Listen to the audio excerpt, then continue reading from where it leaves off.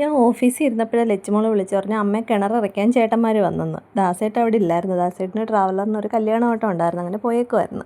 വരാറായി, വൈകിട്ടായി കേട്ടോ. വൈകിട്ടായപ്പോഴാണ് ഇവർ വന്നത്. അപ്പം ഞാൻ സാറിൻ്റെ അടുത്ത് ചോദിച്ചിട്ട് ഇച്ചിരി നേരത്തെ ഇറങ്ങി വന്ന് അവർക്ക് ബക്കറ്റും അതും ഇതൊക്കെ വേണമായിരുന്നല്ലോ, അതൊക്കെ എടുത്ത് കൊടുത്ത്. അപ്പം ഞങ്ങൾ കഴിഞ്ഞ വർഷം കിണർ ഇറക്കാൻ പറ്റിയില്ല. ഞങ്ങൾ ഇറക്കാൻ ആൾ വരാമെന്ന് പറഞ്ഞ സമയമായപ്പോഴത്തേക്ക് അതിഭയങ്കരമായ മഴയായിപ്പോയി.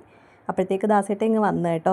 അങ്ങനെ വന്ന് ഇവർ തൊടികളെല്ലാം നല്ല വൃത്തിയായിട്ട് ചൂലുപയോഗിച്ച് കഴുകി ഇറക്കി. നല്ല പായലുണ്ടായിരുന്നു, അതെല്ലാം നല്ല കഴുകി വൃത്തിയാക്കി തന്നു കേട്ടോ. ഒരു വർഷം കിണറൊന്നും വൃത്തിയാക്കാൻ പറ്റിയില്ലെങ്കിൽ ഭയങ്കര വിഷമമാണ്.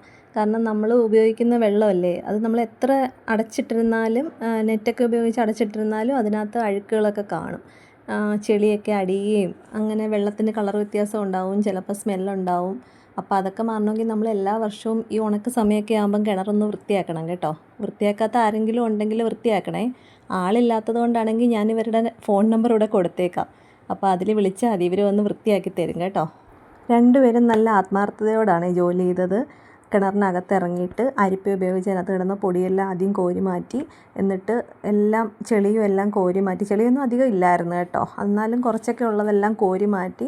2-3 തവണ വെള്ളം ഇങ്ങനെ ഊറി വരുന്നവരെ വെയിറ്റ് ചെയ്തിട്ട് അതെല്ലാം അടിച്ച് കഴുകി കിണർ നല്ല വൃത്തിയാക്കി തന്നു കേട്ടോ. ഈ ഇടുന്നത് നമ്മുടെ ചിരട്ട കത്തിച്ച കരിയും പരലുപ്പും കൂടാണ്.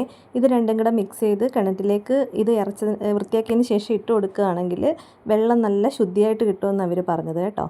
അപ്പോൾ ആർക്കെങ്കിലും ഇവരെ കോൺടാക്റ്റ് ചെയ്യണമെങ്കിൽ നമ്പർ കൊടുത്തേക്കാം. എല്ലാവരും ചാനലൊന്ന് സബ്സ്ക്രൈബ് ചെയ്യുക, ലൈക്ക് ചെയ്യുക, ഷെയർ ചെയ്യുക. ബൈ.